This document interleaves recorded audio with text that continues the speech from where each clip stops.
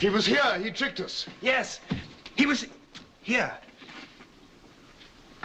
And these were on the floor. Peter, sit down.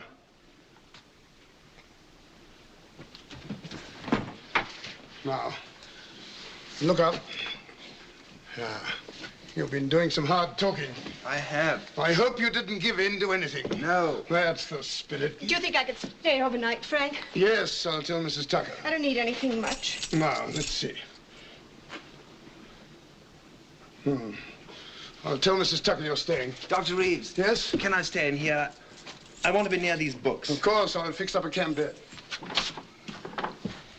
Great news, darling. What, sweet? I'm to be allowed to appeal. Really? Oh, June, I don't want to leave you. Darling, why should you leave me?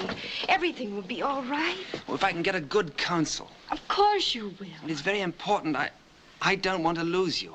Darling, I don't intend to let you go. No one can take you from me. I won't let them. Well, it's no good. You see, a judgment against me would be backed up by all the power of this world and of the other.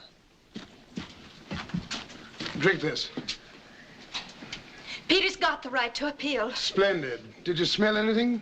Yes. The same? Fried onions? Yes. Good. Drink that up. Any headache? You can tell me tomorrow what he said. No, he said... Good heavens. What is it? He got my 100 best games. What? Harlequin's chess book, 100 best games.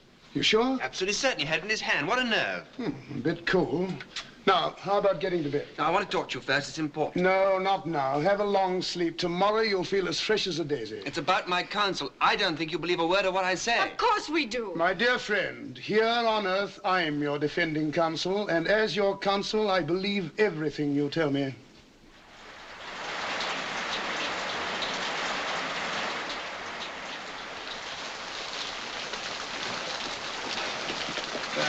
Oh, Dr. Guthrie. Why, hello, Dr. Reeves. You make your rounds the hard way. Give me a coupe anytime. Is Dr. McEwen free? He's just going to operate. Oh. He hasn't started yet. I'll tell him. I imagine he'll see you in the washroom. Thanks.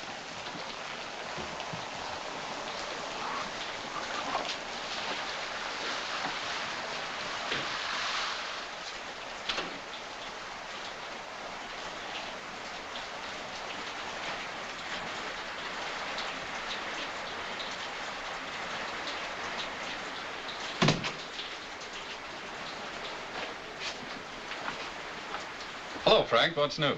Deterioration all around. We ought to operate tonight. That's impossible. We're swamped. Are you sure of your diagnosis? Certain. I discovered the missing fact. He had slight concussion 2 years ago with no after effects. X-ray is inconclusive. You've seen the ocular reports. You know all about these highly organized hallucinations coupled with a sense of smell. Everything points to arachnoid adhesions involving the olfactory nerve in the brain. It's a tricky operation, but I've never seen one. I have several at the Hospital de la Pitié in Paris. I've made some notes. I wonder if the surgeon could see them. Sure, it'll be Dr. Liza. He's a very fine neurosurgeon. Liza, a good man. But I don't see how we can manage tonight. There's no crisis in such a thing. Any day will do. No, it won't. And I'll tell you why I think it won't and why there is a crisis.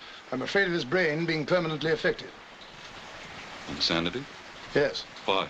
Because his trial is fixed for tonight and he hasn't found anyone to defend him yet. He spends all his time in my library or when he talks with me and the girl. He only sleeps when I drug him. The boy has a fine mind, but it's overtaxed.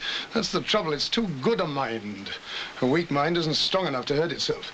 Stupidity has saved many a man from going mad. Yes, you're right there. And he's had several talks with this heavenly messenger. Hallucinations, of course, but you never saw such an imagination.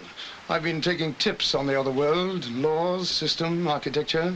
Here's the interesting point. He never steps outside the limits of his own imagination. I don't quite get you. Nothing he invents is entirely fantastic. It's invention, but logical invention.